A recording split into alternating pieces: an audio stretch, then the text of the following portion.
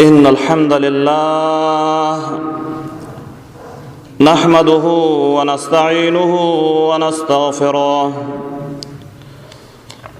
ونعوذ بالله من شرور أنفسنا ومن سيئات أعمالنا. من يهده الله فلا مضل له ومن يضلل فلا هادي له. أشهد أن لا إله إلا الله وحده لا شريك له، وأشهد أن محمدًا عبده ورسوله. أما بعد، فإن خير الحديث كتاب الله، وخير الهدي هدي محمد صلى الله عليه وسلم، وشر الأمور محدثاتها، وكل محدثة بدعة، وكل بدعة ضلالة، وكل ضلالة في النار. أعوذ بالله السميع العليم من الشيطان الرجيم، من همزه ونفخه ونفثه. إن الأبرار لفي نعيم على الأرائك ينظرون، تعرف في وجوههم نضرة النعيم، يسقون من رحيق مختوم، ختامه مسك، وفي ذلك فليتنافس المتنافسون.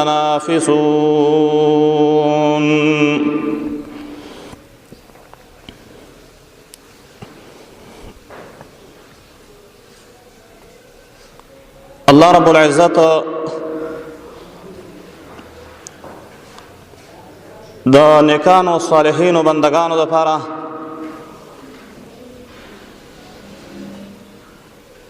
ډیر عزت والا ځای او ډیر د اکرام والا ځای جوړ کړی دی او برابر کړی دی. الله رب العزت د مؤمنانو هغه اکرام کړی دی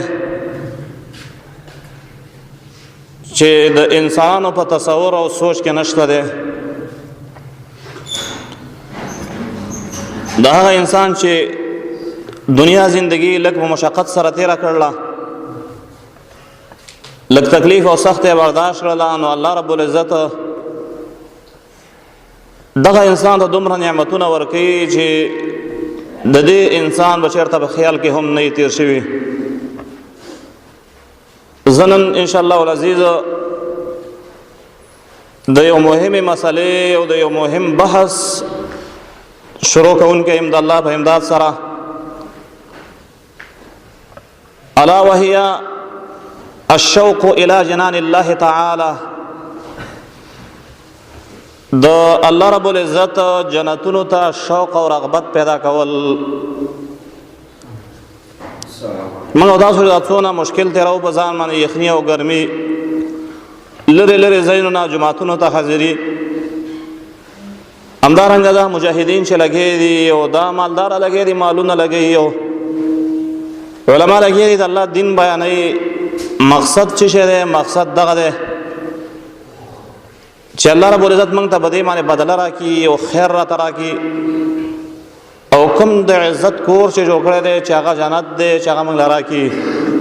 الله رب العزت د دې جنت موږ او تاسو مستحقین وګرځوي. زه انشاءالله العزیز د کتاب او د سنت په رڼا کې لکه تاسو به وګورئ انشاءالله صرف او صرف د جنت ته د رغبت خبرې کوم. لکه مخکې جمعو کې د دې خبرې وضاحت وشو چې مؤمن به الله ته د شوق والا وي، الله ته به د رغبت والا وي. همدارنګه د رسول الله صلی الله علیه وسلم ذات مبارک احادیث مبارکه او ته د سنتو خسته خسته طریقو ته به د مؤمن هر وخت شوق او د هغې به ورته رغبت وي، د هغې به ورته زړه کېږي. نن انشاءالله العزیز د جنت متعلق د هغې ته د رغبت او د هغې سره د شوق خبرې انشاءالله موږ تاسو کوو چې مؤمن باید په زړه کې د الله رب العزت د جنتونو دهان وي، د جنتونو تذکرې کوي او د جنتونو ته شوق او رغبت کېږي، د هغې دپاره تیاری کوي. دا کوم آیات کریمه چې ما ولوسته په دې کې الله رب العزت دغه مسله بیانه کړې ده چې ان الابرار لفی نعیم، نیکان خلق به الله رب العزت وي جنت ته داخل کی، دا به جنتونو کې وي، نعمتونو کې به وي. علی الارائک ینظرون، د ناو په پالنګونو به ناست دي، یو ینظرون یو بل ته به ګوري. تعرف فی وجوههم نظرة النعیم، د دوی په مخونو کې به تازګي د هغه نعمتونو معلومیږي چې کوم نعمتونه الله رب العزت په دې مؤمنانو باندې کړي دي، نو د دوی په مخونو کې به دا تازګي معلومیږي. تعرف فی وجوههم نظرة النعیم، د نعمتونو اثرات به په دیو په مخونو کې ښکاري. یسقون من رحیق مختوم ختامه مسک، الله رب العزت فرمایي چې اسکولی به شي په دې جنتیانو باندې د هغه چینې نه چې مهر زده به وي، د هغې هغه مهر چې دی هغه به مسک وي.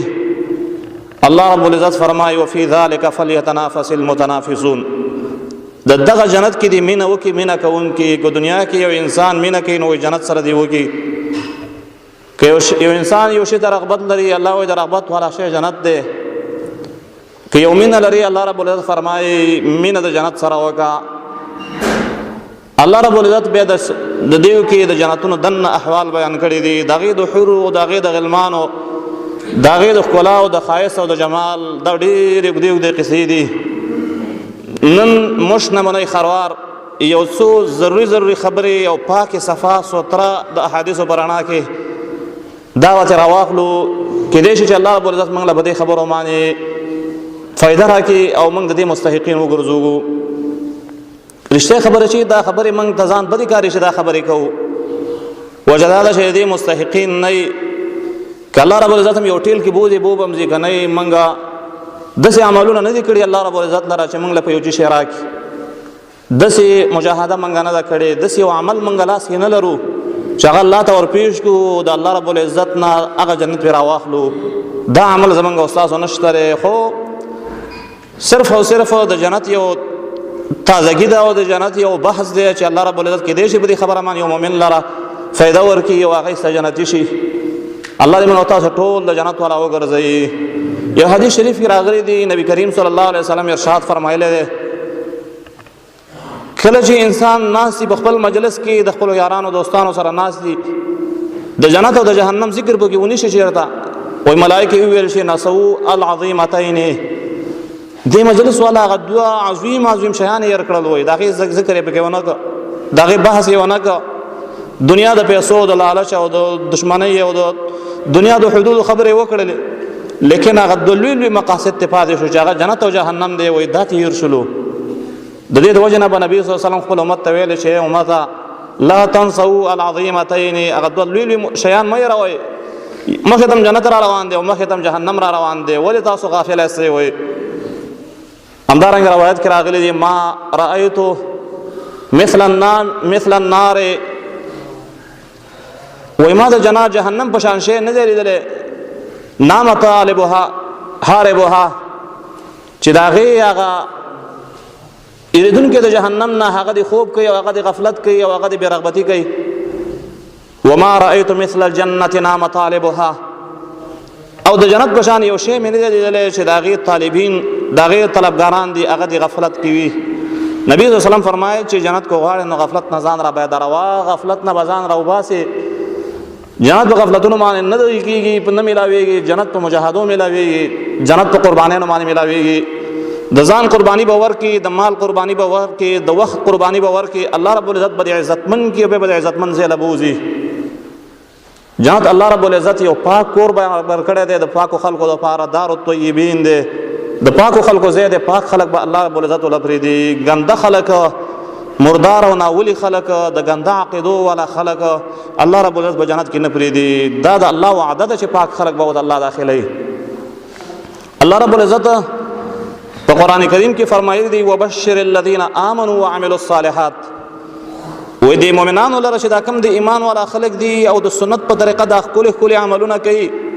الله فرمایي دی ولره به جنتونه وي تجري من تحت الانهار، چې د هغې د بنګلو لاندې به چې دی ولې روانې وي.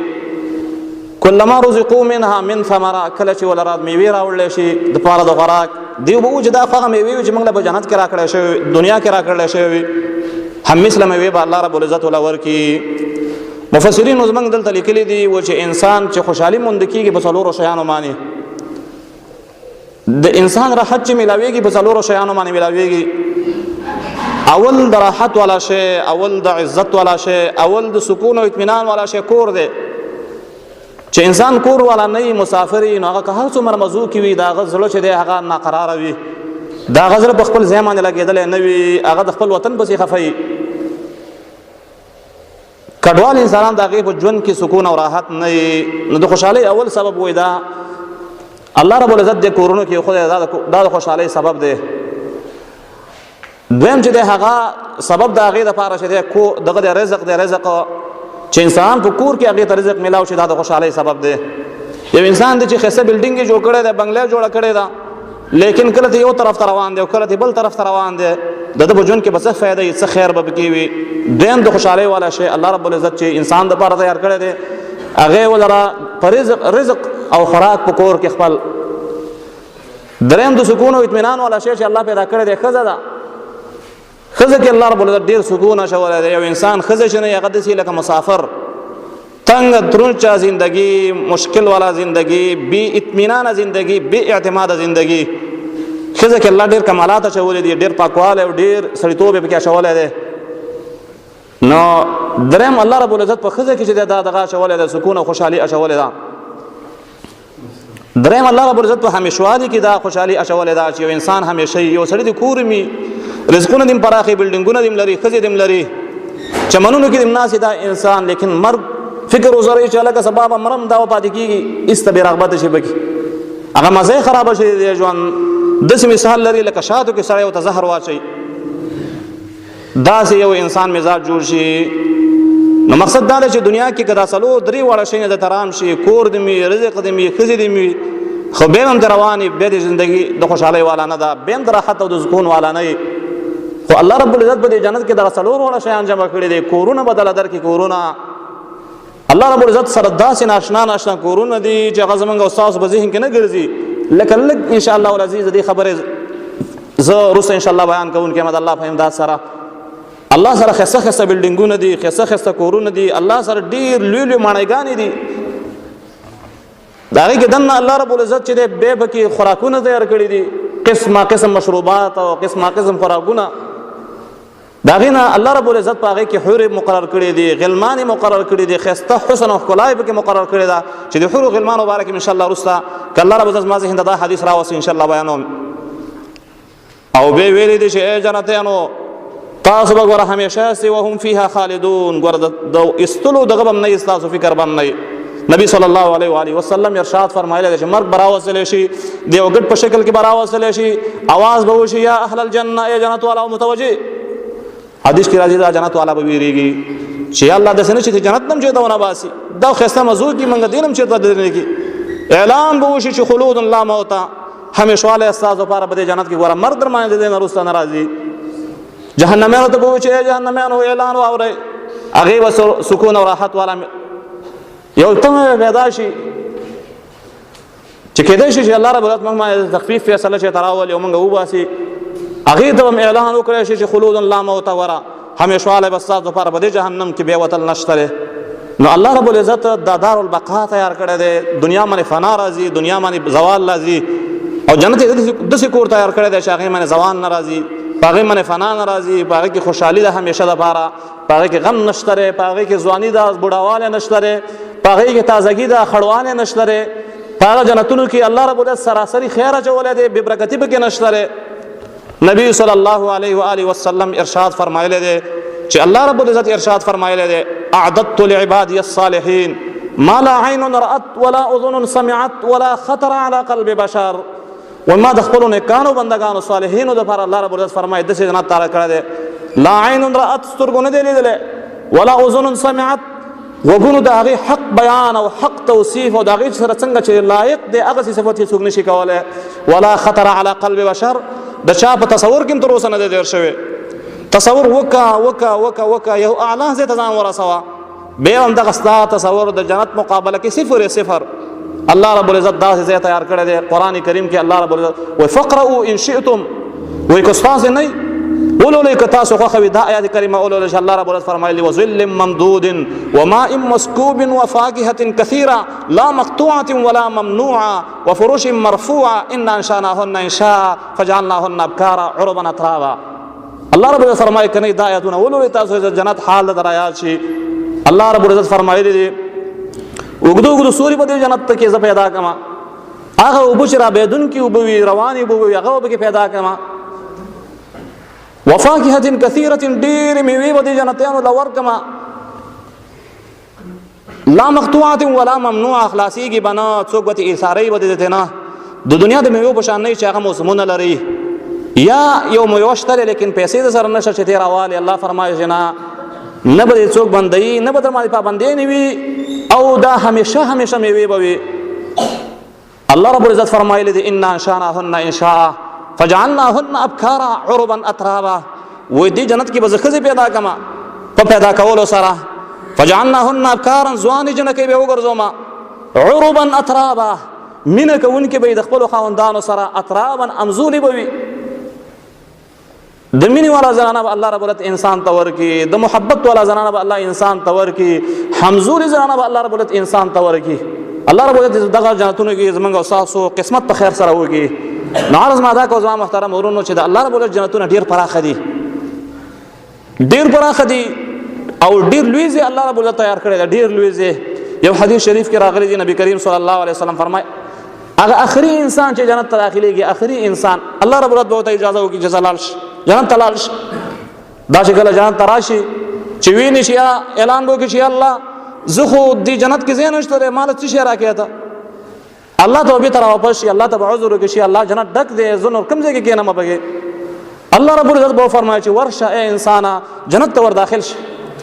بیا چې کله راشي د جنت ته، بیا چې جنت کې وګوري ټول ځایونه ډک شوي دي، هیڅ ځای به پاتې نه وي. بیا به ورشي الله ځایونه نشته پکې، کوم ځای کې زه دې راشم. دریم کله ته به ووایي چې ای انسانه ته ورشه، خوښه دې ده چې دنیا په لس چنده ده درکړمه،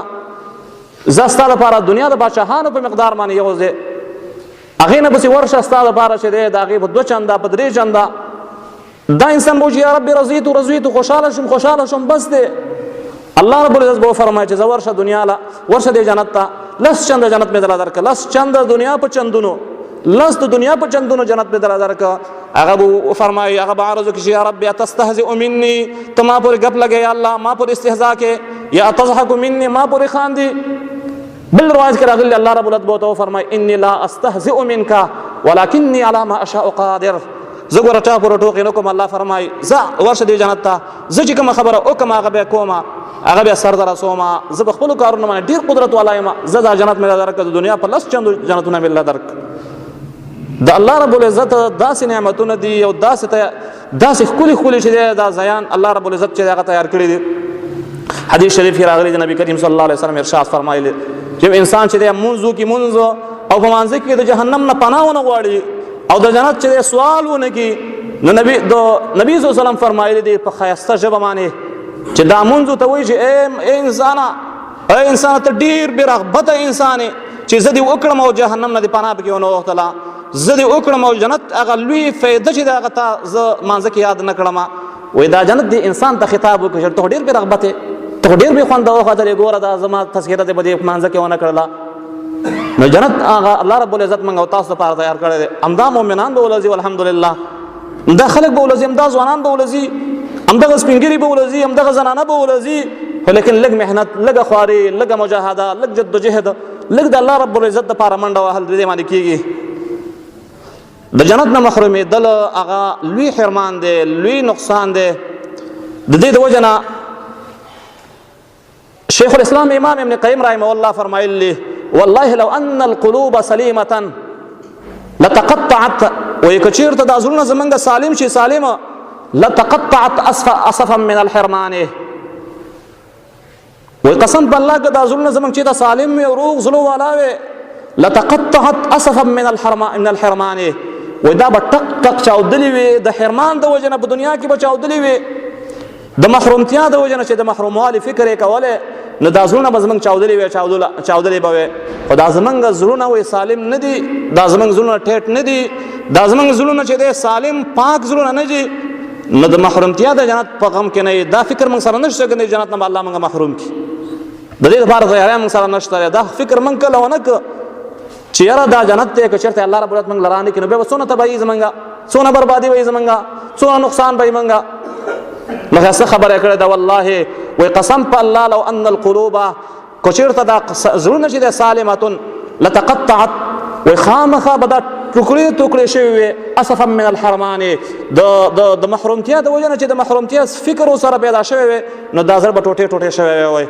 لیکن زړونه سالم نه دي زړونه پاک نه دي زړونه سپېڅلي زړونه زموږ او ستاسو نه دي د دنیا محبت د ښځو محبت د یارانې دوستانې محبت د دنیا خواهشات دې کې زموږ او ستاسو چې دی پخې نښتې دي الله رب العزت جنتونو ته زموږ او ستاسو ذهن نه دي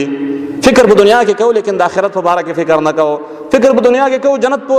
د دنیا په کورونو کې د هغې په جوړولو کې د هغې په ښایسته کولو کې شپه ورځ موږ او ستاسو تېرېږي لیکن د الله رب العزت چې کوم ښایسته کورونه تیار کړي موږ او تاسو دپاره هغې فکر موږ او تاسو سره کله پیدا نه شو یحیی علیه الصلاة والسلام ته وایي الله رب العزت وحی وکړله چې یا یحیی لو اطلعت الى الجنة اطلاعنا که چېرته ته جنت ته ورښکاره شي په یو ښکاره کېدو سره یو سر د جنت کړ ته ورښکاره کې نو لغاب جسمک دا جسم به دې ولي شي ولي که جنت ته دې هسې وکتل او هسې جنت ته سر ورښکاره که چېرته بالفرض والتقدیر نو په دې غوښو باندې به دې اور بل شي او دا غوښې به دې ولي شي ولذهب نفسك اشتیاقا الیها او خامخا به د جنت پسې به دا روح وځي روح داسې به دهشت کې راشي دا روح به دې وځي او داسې به شوق کې راشي ته یحیی علیه السلام چې دا بدن به دې ویلی شي ویلي لکه بوس بنا باندې چې اور ولګېږي دغسې ویلی شي نو ستا دا بدن هم دقسې ویلی شي که چېرته جنت ته دې هسې سترګې ورښکاره کړې هسې دې ولیده نو دونه شوق به دې ورسره پیدا شي چې بدن به دې وسوځېږي ولو اطلعت الى النار اطلاعنا او که چېرته جهنم ته ورغلی او جهنم ته دې سر ښکاره کړه او د جهنم دا سپېرې لمبې دې ولیدلې او دا تورتمونه دې پکې ولیدل او دا ماران دې پکې ولیدل او دا کندې دې پکې ولیدلې او دا مشکلات او د الله قهرونه او غضبونه دې پکې ولیدل لبکیت بالصدید بعد الدموع وایي د دې سترګو نه به دې د اوښکو په ځای باندې وینې روانې شي او زوی به دې روانې شي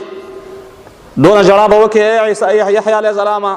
چې د سترګو جړا به دې ختمه شي د سترګو اوښکې به دې ختمې شي د هغې نه وروسته به د وینې زوی د سترګو نه روانې شي که چېرته جهنم ته دې هسې سر ورښکاره کړه هسې د لارې نه دې وکته نو دونه رعب به در باندې راشي او دونه مشکل کې به واقع شي چې دا سترګې به دې ټوټه ټوټه شي او دا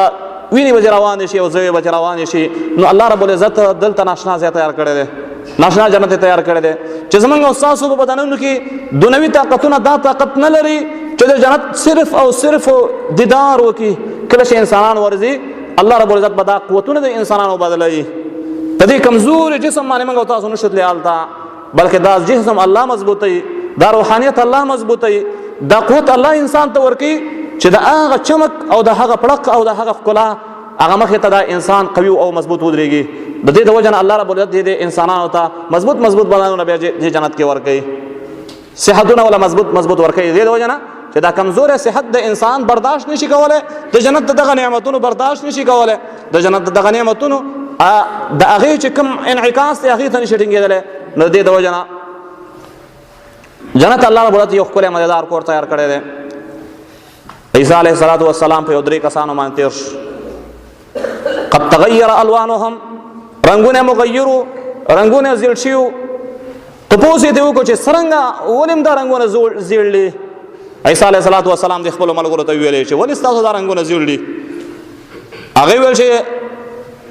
خوفا من النار د اور د یېرې د وجه نه زموږ دا رنګونه زیړ شوي دي چې زموږ د اور نه زموږ سره یېره پیدا شوې ده عیسی علیه الصلاة والسلام وفرمایل چې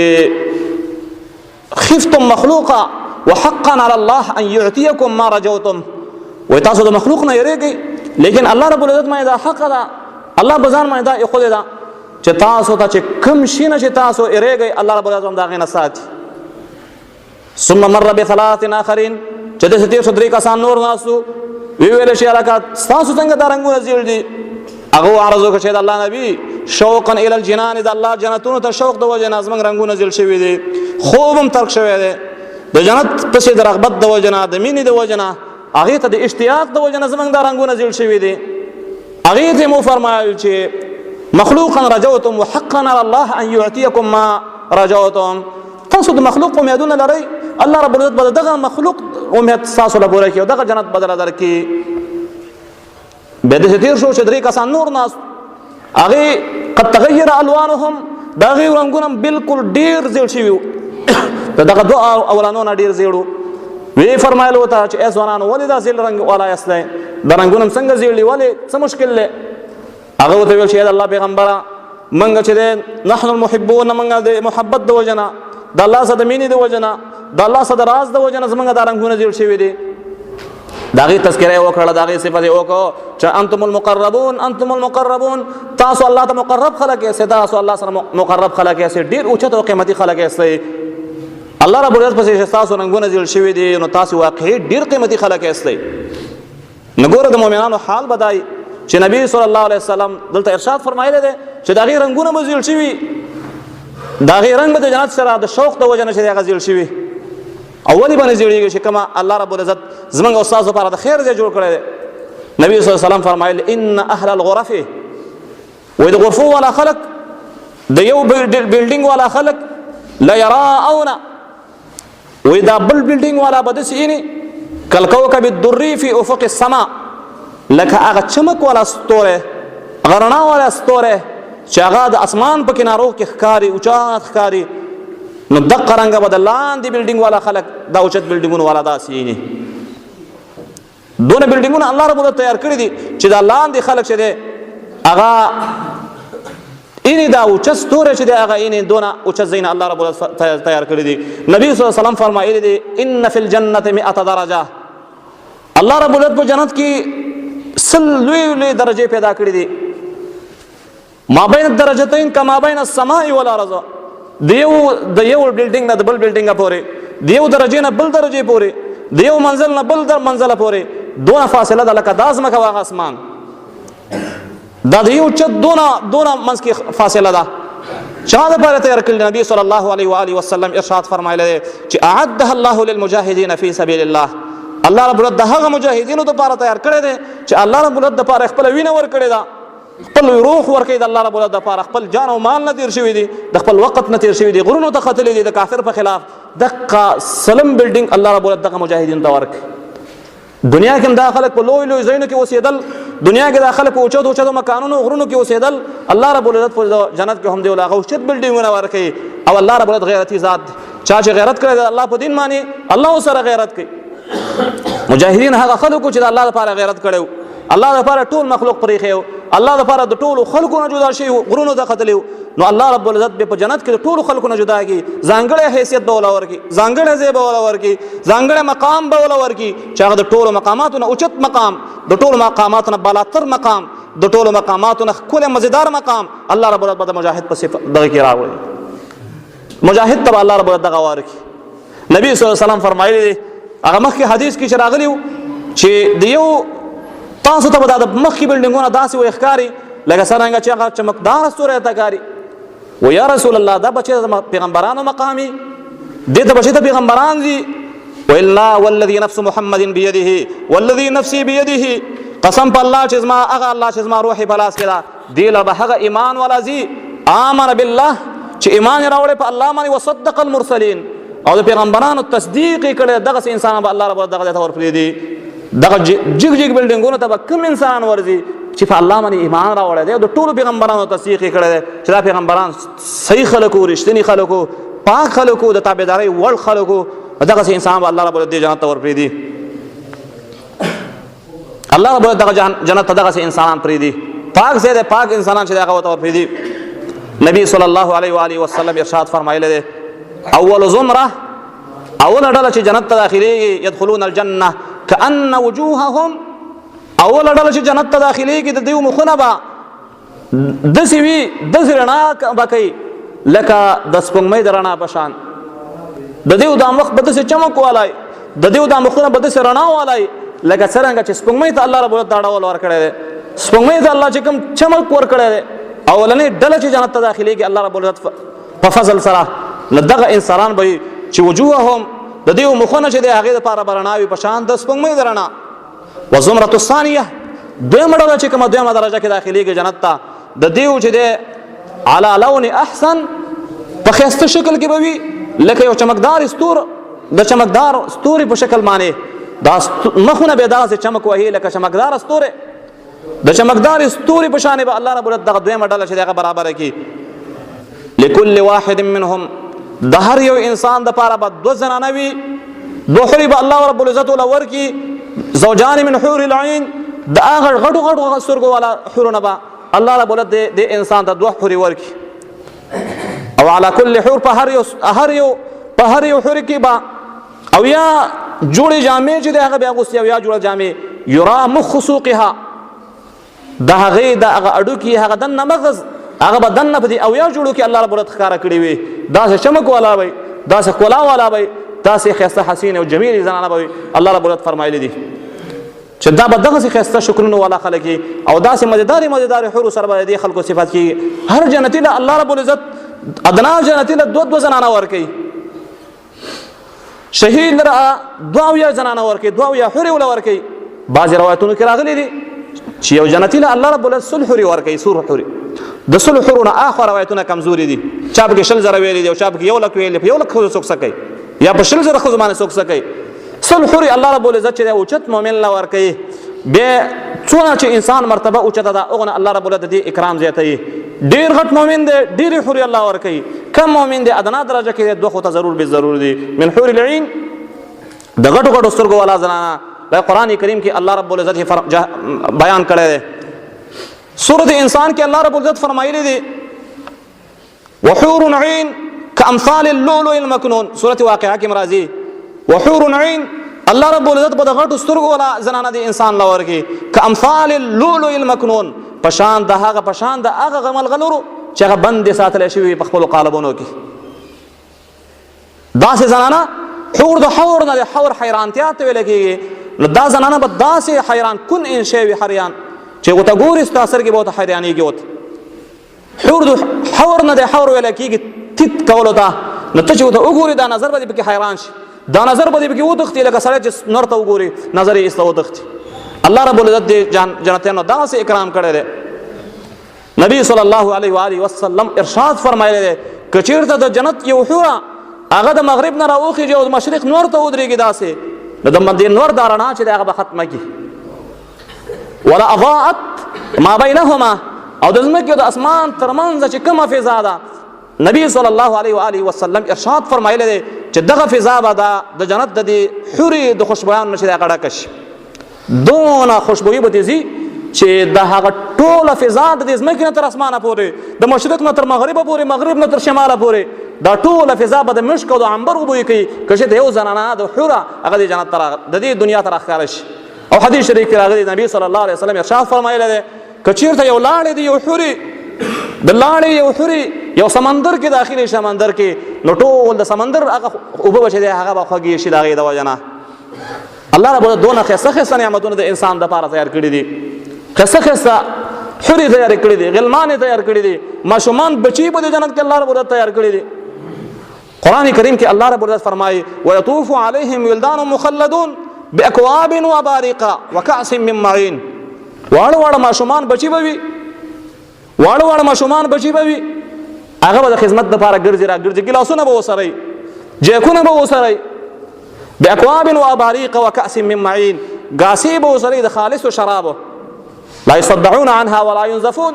سر باندې به درد نه راولي دغه شراب او همدارنګه انسان له به الټۍ نه ورولي دغه شراب دا به د دې ماشومانو وظیفه وي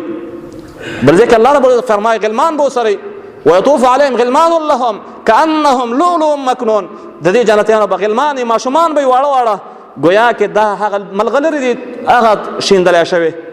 په یو قالینه باندې ملغلره وشینده په یو ځمکه باندې ملغلره وشینده نو هغه څومره ښایسته او جمیل او حسین کاري. دا ماشومان د الله رب العزت دونه حسن ولا جمال ورکړی.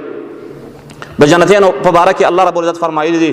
چې یلبسون من سندس و استبرق متقابلین. الله رب العزت به نري وریښم ورته ورواغوندي، الله رب العزت به غټ وریښم ورته ورواغوندي او په تکیه به وهلي وي په قالینونو باندې، تکیه به وهلي وي په هغه ناوې په پالنګونو باندې، یو بل ته به ګوري، یو بل سره چې دی د ناز او د ریاض خبرې به کوي. دا د جنت احوال الله رب العزت موږ او تاسو ته بیان کړي دي. دغې کېناستل پاسېدل به په هغه پالنګونو باندې وي چې کوم د ناوې دپاره برابرېږي، هغسې پالنګونو باندې به ناست وي. داسې پالنګونو باندې به د دې جنتیانو یو بل سره ملاقات کېږي، یو بل سره به ناست وي، یو بل سره به مینه کوي. نبی صلی الله علیه وسلم فرمایلی دی چې هر یو جنتي ته به الله حورې ورکړي او دا حورې چې دی هغه به نغمې بیانوي، دا حورې به لګې اشعار به وایي، دا حورې به لګې ترنم به وایي. یو انسان به هم دقسې مزېدار اواز نه اورېدلی لکه څرنګه چې اواز د حورې دی. نبی صلی الله علیه وسلم فرمایي یو انسان به داسې خوش اوازه شی کله نه اورېدلی لکه څرنګه چې د حورې اواز الله رب العزت دونه حسین او جمیل پیدا کړی دی. او فرمایي به نحن الخالدات، موږ هغه زنانه یو چې همیشه دپاره یي، موږ باندې به مرګ نه راځي، موږ هغه نعمتونو والا زنانه یي، موږ باندې بوډاوالی نه راځي، موږ چې د مینې محبت والا زنانه یي، زموږ مینه محبت به د خپلو خاوندانو سره کټ کېږي نه. داسې زنانه به دا اشعار به وایي نحن الخالدات، موږ همیشه زنانه یي، همیشه دپاره به ځوان یي، همیشه دپاره. الله رب العزت فرمایي عربا اترابا، دا مینه کوونکي د خپلو خاوندانو سره. اترابا امزولي به وي، امزولي به وي لکه حدیث شریف کې راغلی دی چې 33 کالو په موږ به انسان هم وي ځوان او 33 په کالو به الله رب العزت ولدا حرم برابر کړي. دا حرم هم د 33 کالو په موږ باندې وي او قد او قامت به دواړو یو شی وي، سربوالی او په بیړوالی به د دواړو یو شی وي چې دې کې الله رب العزت خپل حکمتونه اچولي دي. په یو شکل باندې به وي، بغض به منځ کې نه وي، عناد به منځ کې نه وي، تفاخر به منځ کې نه وي، مینه محبت به وي، الفت وي، د الله رب العزت رضا به، د الله دیدار به، همیشه دپاره ښایسته زندګي، همیشه دپاره چې د خوشحالۍ زندګي، همیشه دپاره د راحت زندګي، همیشه دپاره د الله د رضامندتیا زندګي، همیشه دپاره خوشحاله سکون او راحت والا انسان، همیشه دپاره د الله ناراضي. داسې زندګي ده زما محترم ورونو. نبی صلی الله علیه و آله وسلم ارشاد فرمایلی دی لغدوة فی سبیل الله او روحة خیر من الدنیا وما فیها. یو سبایی یو بیګی د الله رب العزت د لاره کې وتل، جهاد کول، خیر من الدنیا وما فیها، د ټولې دنیا وما فیها نه د یو سبایی جهاد، یو ماښامي جهاد دا ترې غوره دی. بیا فرمایي ولقاب قوس احدکم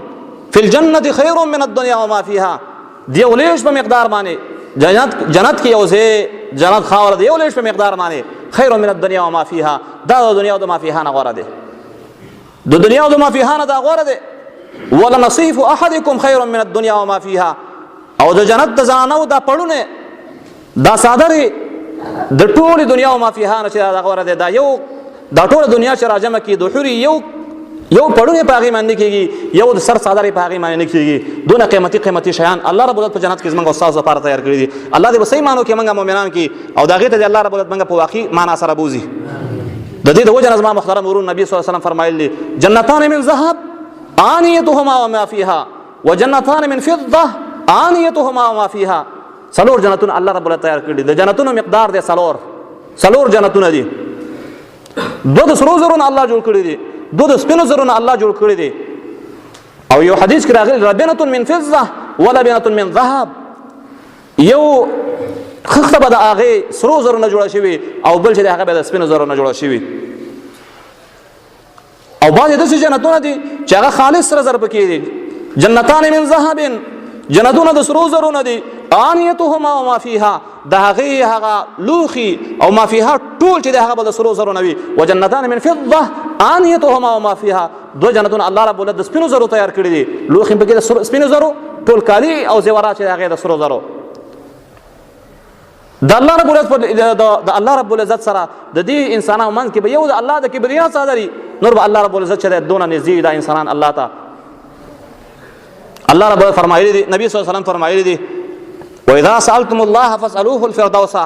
کله چې د الله نه سوال کوئ د جنت الفردوس سوال کوئ، فانه اعلى الجنه واوسطها، یقینا دا اعلی جنت دی غوره جنت ته په ټولو جنتونو کې او دغه جنتونو نور جنتونو ولی را روان دي د هغه ځای نهرونه را روان دي او په نورو ځایونو کې چې هغه تقسیمیږي.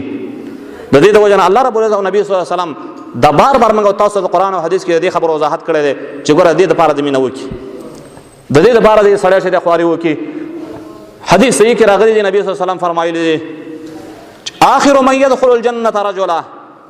اخرنی هغه انسان چې جنت ته داخليږي، اخرنی انسان جنت ته چې داخليږي پولیس رات باندې به الله روان کی فهو يمشي مرة ويكب مرة، کله به روان شي کله به راولېږي، کله به روان شي کله به راولېږي، تر دې چې استتی ورځي استتی وځي د جهنم نه وځي. نو کله چې وځي د هغې نه وروسته وګوري د جنت د جهنم ته وګوري، دعا وکړي چې الحمدلله الذي نجاني منک، شکر هغه الله له زه خو ستا غم نه خو خلاص کړم، الله له شکر دی چې ستا په شان د مشکل مقام نه زه الله را خلاص کړم. دا انسان چې روان شي وایي حدیث صحیح دی، نو دغه دی کې یو ونه ورته ښکاره شي، عرض وکړي چې الله دا ونه ما ته راکړه خیر دی که استظل من ظلها، د دې لپاره چې زه د هغې سوري لاندې راشم سکون او راحت ولا شم. هغه به ورته وایي چې انسانه دا ونه خو به درکړم بل شی خو به نه غواړې؟ وایي نه بل شی نه غواړم یا الله، صرف همدا یو ونه راته راکړه. هغه ونه به الله رب العزت وله ورکړي چې داسې لږ شانې تېر شي اخوا چې وګوري هلته به بله ونه لاندې به د هغې نه مزېدارې اوبه وي، مزېدار سوری به وي، وایي چې الله دا هم راته راکړه. الله به ورته وایي چې یا ابن آدم، ای انسانه ته خو ډېر غدار شوی، تا ما سره وعده نه وکړې چې نور شی به نه غواړم، خو ربه یعذره، الله به خیر د معذوره ګڼي، مشکل به تېر شوی دی خیر دی، الله وایي زه خیر دی. یا انسان چې دغه ونه درکړم بل شی خو به نه غواړې؟ وایي نه یا الله بل شی نه غواړم. بس چې داسې لاړ شي هغلته ورشي چې ګورې درېیمه ونه به ورته ښکاره شي، د جنت په خوا کې به ورته یو ونه ښکاره شي، ښایسته مزېدار سوری، ښایسته ګلان، ښایسته مرغان به پکې ناستي، چغارې او بلبلان به پکې ناستي. دا به شي الله دا ونه خو راته راکړه. الله به فرمایي چې څونه غدار یې انسان، ای د آدم علیه السلام بچیا ته خو ډېر غدار شی وختلې، درې کاله ته ما سره وعده وکړله چې دا شی راکړه بیا به نه غواړم، دا شی راکړې بل به نه غواړم، اوس زه دا شی در کوم بیا خو به نه غواړې؟ وایي نه خو ربه یعذره، بیا به م الله معذور وګڼم چې خیر دی ځه سخته دې راکړې ده. ګوره د الله رحمونو ته ګوره چې کله دغه ته ورشي د جنت دا خوشبویانې پې ورشي، د جنت دا مزې او چلچې پې ورشي، د جنت دغه حور او غلمان ویني، د جنت دغه سره او سپین ویني، د جنت دا خوشحالۍ ویني، او چې الله ما ور داخل که، یا الله ما ور داخل که، یا الله ما ته راکړه دا جنت چې زه ورشم، د هغې د سورو نه فایده والمه، د هغې اوبو نه فایده والمه، د هغې د حورو د غلمانو نه فایده والمه. الله به ورته وایي چې یا ابن آدم ما اقدرک، څونه ډېر غدار یې، ما ته یې نه ویله چې نور شی نه بل زه نه غواړم. الله رب العزت به ورته ووایي چې ځه ورشه او د دنیا لس چنده مې درله درکړي، لس چنده دنیا مې له درکړه، ځه لاړ شه د جنت ته داخل شه، دنیا په لس مقدارو کې زیادت مې الله وکړه، دونه جنت مې الله ورکړه. هغه به ورته وایي چې یا ربي اتستهزئ مني، ته د ما پورې خاندي یا الله، ما پورې استهزا کې، زه او لس جنتونه، زه او لس قسمه د دنیا، لس چنده د دنیا جنتونه، زه څوک چېرته زه او چېرته د جنت دغه لس چنده،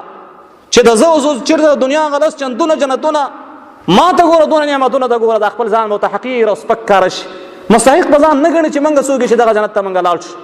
ځان به ورته نه ښکارېدو، نه مستحق به ځان ښکاره نه شي. الله رب العزت به الله ته به مخ راواړی چې یا ربي اتستهزئ مني، ما پورې ټوکې کې، زه د لس چندو جنت لایق نه یم، وانت رب العالمین، تو خو د ټولو کائناتو د ټول عالم کا مالک خو همدا ته، رب همدا ته، خو یا الله زه لایق نه یم د دې لس چنده جنتونو. الله رب العزت به فرمایي چې ورشه در مې کړدله، انی لا استهزئ منک، ټوکې در پورې نه کوم، استحسان نه کوم، لیکن علی ما اشاء قادر، لیکن زه چې څه وغواړم هغې باندې قدرت لرم، زه ورشه لس چنده د دنیا په چندونو مې جنتونه درکړم، ور داخل شه ورته. اخرنی دغه انسان چې دی هغه به داخل شي جنت، اخري انسان دپاره دنیا لس چنده د دنیا به الله رب العزت دونه جنتونه وله ورکړي. الله رب العزت دا جنتونه ډوره کله صحابه کرامو سره د جنت سخته مینه او موږ سره نشته دی، هغه به ډېر رغبت والا او موږ رغبت نشته موږ سره. احد بدر په میدان کې نبی صلی الله علیه وسلم اعلان وکړو قوموا الى جنة عرضها السماوات والارض، هغه جنت ته واپس مخکې شئ هغه جنتونو ته چې هغې پلنوالی د دنیا او د اسمانونو په مقدار دی. یو صحابي راپاڅېد یا رسول الله که زه چې ته شهید شم ماله به الله جنت راکړي؟ وایي ولې نه، ولې نه درکوي؟ الله خو دا جنت د دې شهیدانو دپاره تیار کړی دی، همدې مجاهدینو پاکو خلکو دپاره تیار کړی که نه. نو فالقى تمرات، لاس کې څه کجورې دانې وې هغه وګرځولې لرې کړلې چې دا به خورم. انها لحیات طویله، دا خو ډېره اوږده زمانه ده چې زه دا کجورې خورم او بیا پاسېږم. تورې راواخېستله، لاړ جنت په میدان ورننوته او شهید شو، جنت ته ورسېد. صحابه به داسې نغد اثر به په هغې باندې کېده، نغد دنیا ته خوشبویانې د اولیاو د الله باندې لګېدلې دي، د جنت خوشبویانې دنیا ته راغلي دي. انس ابن نضر رضی الله تعالی عنہ فرمایلی دي چې قسم په الله انی لاجد ریح الجنه، قسم په الله چې د جنت خوشبویي ما باندې د احد د غره طرف نه را باندې را روان دی، د جنت خوشبویانې ما باندې لګي وي. داسې ویلې د جنت ډېرې خوشبویانې دي. الله رب العزت فرمایلی، نبی صلی الله علیه وسلم فرمایلی دي چې صنفان من اهل النار لم اراهما، دوه قسمه خلک دي، د اور والا خلک دي، ما تر اوسه نه دي لیدلي. یو هغه انسانان دي بأیدیهم اصوات یضربون بها الناس، لاس کې به چابکونه وي، خلک به په هغې باندې وهي. ونساء کاسیات عاریات مایلات ممیلات، هغه زنانه به وي چې هغه به جامې به اغوستلې وي خو جامو کې بدن نه بربنډه وي، تنګې به وي، ترچې به وي، نرۍ به وي. ونساء هغه زنانه کاسیات عاریات، د الله په نعمتونو کې پټې خو ناشکره زنانه، ټول نعمتونه په الله رب العزت زنانه کړي دي، خو عاریات د الله د نعمتونو نه عاري، شکر نه عاري، شکر پکې نشته زنانو کې. مایلات ممیلات، هغه زنانه چې بل ته رغبت کوي، ځوانانو ته د ځوانانو رغبت خپل ځان ته راړي. نبی صلی الله علیه وسلم فرمایي لا يدخلن الجنه ولا یجدن ریحها، جنت ته هم داخل نشي. ګوره جنت ته داخلېدل خلاصه کې ولا یجدن ریحها، دغه جنت خوشبویي به محسوسه نه کړي. وان ریحها لتوجد من مسیرة کذا و کذا، نبی صلی الله علیه وسلم فرمایلی دي چې د هغې خوشبویي د فلاني فلاني ځای پورې رسېږي. او بل حدیث شریف کې راځي چې د جنت خوشبویي د 1500 کالو په مقدار باندې رسي، 1500 کاله، د 1500 کاله نه اخوا دونه مزل وکړه 1500 کاله، هغه دی کې به د جنت خوشبویي تا باندې راځي. داسې ناشنا ځای الله رب العزت چې دی هغه تیار کړی دی، ښایسته ځای تیار کړی دی، نعمتونو د خوشحالۍ ځای دی، د سکون او د راحت ځای دی، د خوشحالۍ ځای دی، د خوشعیشۍ ځای دی، د مینې د محبت ځای دی، د الفت ځای دی، د سکون او د راحت ځای دی. دنیا کې د هغې دپاره تاسو تیاری وکړئ زما محترم ورونو. الله رب العزت موږ او تاسو سره د دې ځای نه شوق او رغبت پیدا کړي چې دلته لاړ دې ځای نه شروع وکړو او الله رب العزت ته ورورسېږو او د الله رب العزت هغه جنتونو باندې ور واوړو. ناشنا ناشنا جنتونه دي، ناشنا ناشنا میوې پکې دي، ناشنا ناشنا ثمرات دي پکې، ناشنا ناشنا ملاقاتونه دي پکې. ګوره اولیاء سره به ملاقات کیږي، د انبیاء سره به ملاقات کیږي، لوی لوی مجاهدینو سره به ملاقات کیږي. ته څه فکر وکړه، زمونږ استاد شانې کمزوری انسان او د رسول الله صلی الله علیه وسلم ملاقات لروان، دا یقیني د سعادت خبره ده. دا د پیغمبرانو د صالحینو او د صحابه کرامو ملاقات خلاصه کې الله رب العزت پکې میلاویږي، د الله نعمتونه پکې میلاویږي. حدیث شریف کې راغلی دی نبی صلی الله علیه و آله وسلم فرمایي کله چې جنتیان خپل ځای کې ځای په ځای شي، الله دې موږ تاسو هم دغه جنت ته ورسوي، ځای په ځای شي. فنادى مناد، په دې کې به یو اواز کوونکی اواز وکړي ان لکم عند الله عهد،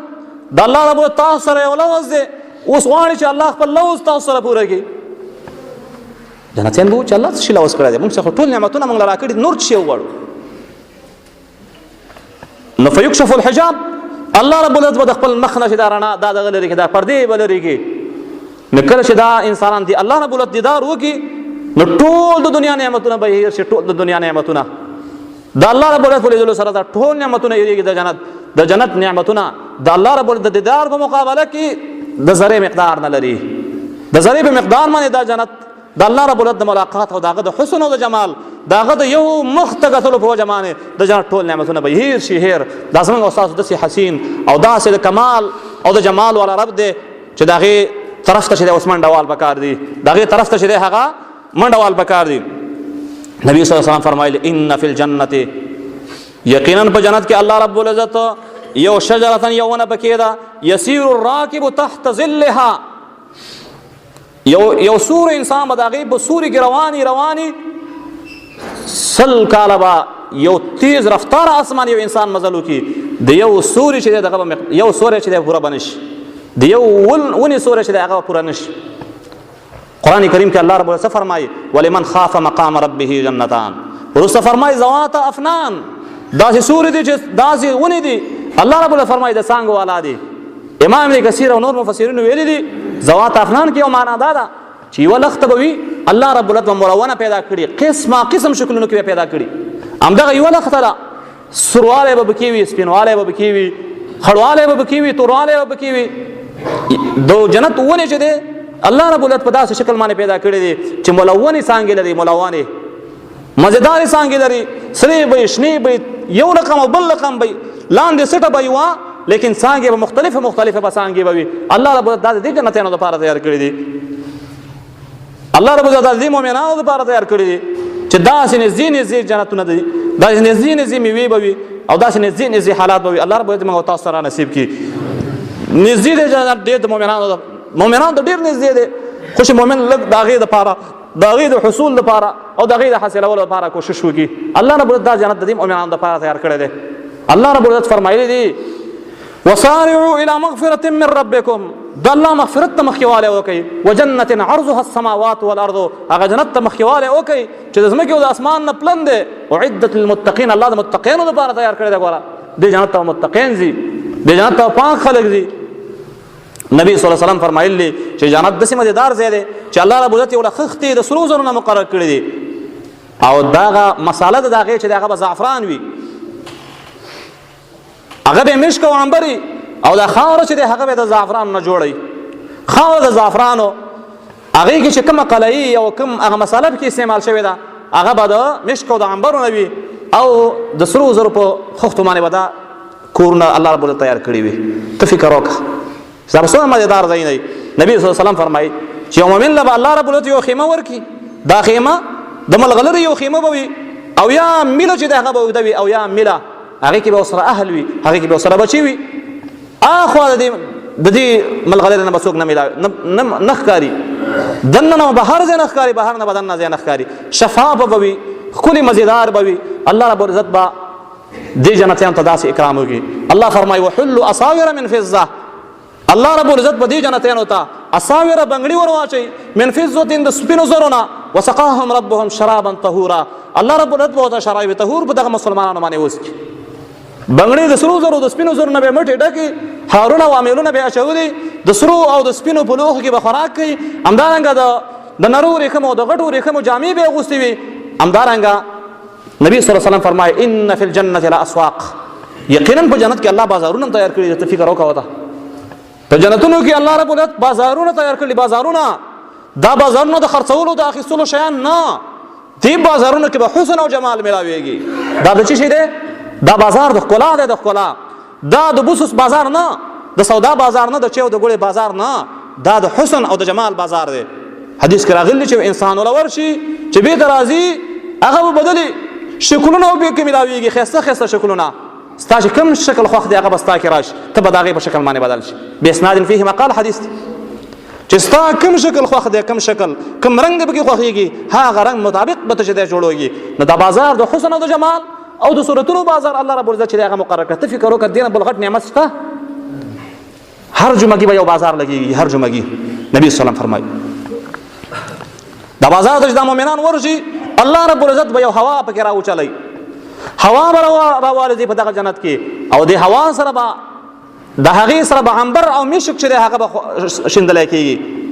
په دې هوا کې به دننه الله رب العزت مشک او عنبر اچولی وي، او په دې مؤمنانو باندې به د مشک او د عنبرو چې دی سپری باندې هغې باندې به لګېږي. نو کله چې دې بازار ته راشي نو قد ازدادوا حسنه، دې بازار ته چې کله راشي دې مؤمنانو باندې دا د مشک او د عنبرو خوشبیانې لګېږي، د مشک او د عنبرو د خوشحالي پې لګېږي، د مشک او د عنبرو دغه سپریګانې پې لګېږي. نو دې دا حسن او جمال به انتهایي زیات شي، انتهایي به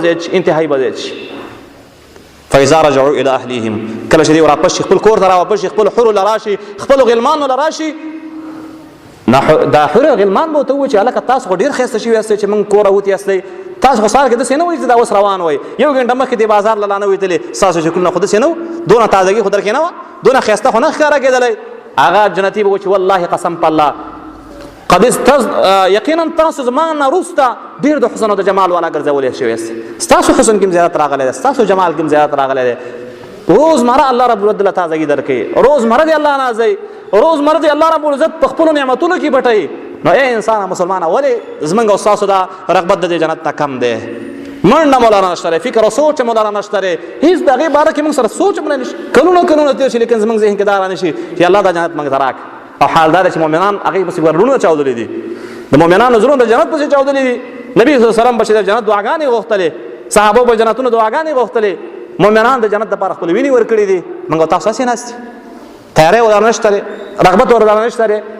د هغې دپاره چې کوم مناسب اعمال دي الله رب العزت فرمایي ان الله اشترى من المؤمنین انفسهم الله د مؤمنانو نه مالونه اخیستي دي نفسونه یې اخیستي دي بان لهم الجنه د جنت په مقابل کې جنت مقابل کې الله څو شیان اخیستي دي دوه یو مال او یو چې د نفس الله فرمایي څه به کوي یقاتلون فی سبیل الله د الله په لاره کې به جنګېږي فیقتلون ویقتلون بل به وژنې ته به مړ کېږي الله رب العزت فرمایي چې دا وعده ما رښتینې کړې ده په تورات او انجیل کې هم دغه وعده وه چې الله رب العزت چې جنت ورکوي په دوه شیانو قربانیانو باندې د دوه شیانو په قربانیانو الله رب العزت د ښکلي جنتونه د انسانانو ته ورکوي د مال او د جان په قربانۍ باندې مالونه هم د الله د رضا لپاره ولګوئ دا جانونه او دا نفسونه هم د الله رب العزت لپاره ولګوئ وینه هله وینه شي چې قیمتي شي قیمت هله پیدا کېږي چې د الله دپاره وځي دا وینه د الله دپاره وځي بیا دا وینه قیمتي شي که نه هسې وینه خو هغه خو مرداره ده وینه چې یو ځای باندې لګېږي هغه خو ځای مردارېږي دم مسفوح د خنزیر په شان حکم لري خو دغه دم مسفوح نه الله رب العزت د مسکو د عنبرو کار اخلي کله چې دغه ناولی شي د الله رب العزت دپاره اووځ نو الله رب العزت د دې جنت صحیح شوق او رغبت د موږ سره پیدا کړي دا خو ګوره جنتونه ډېر ناشنا ځایونه دي دا خاموش نمونې خروار وګوره زموږ مشایخ ویل دي چې په دې کې شپږ میاشتې چې سړی بیان وکړي که نه د جنتونو هغه ښکلا به ختمه نه شي د جنتونو هغه دروازې دي او هغه بلډینګونه دي هغه حورې دي او هغه غلمان دي د هغو خوشحالي ده او د هغو محبتونه دي د الله خبرې دي او د الله ملاقاتونه دي ډېر شی ده ډېر شی او د هغې کې هغه نهرونه روان او هغې کې قسمه قسم میوې او هغې ته حور او د غلمانو صفت کول چې کوم قرآن او حدیث کې راغلی هغه ډېرې اوږدې خبرې دي الله رب العزت په دې خبرو باندې موږ او تاسو ټول د عمل کولو توفیق راکړي الله دې په صحیح معنو کې موږ مؤمنان جوړ کړي الله رب العزت موږ او تاسو ټول حاضرین او غایبین مسلمانان د دغه جنت مستحقین وګرځي دغه شوق او رغبت او مینه دې الله رب العزت موږ او تاسو په زړونو کې واچي الله دې دغه جنت موږ او تاسو له پرشتیانو معنو سره راکړي موږ دې الله د دې اهل او دغه شایستګي دې الله رب العزت موږ او تاسو کې پیدا کړي وبالله تعالی التوفیق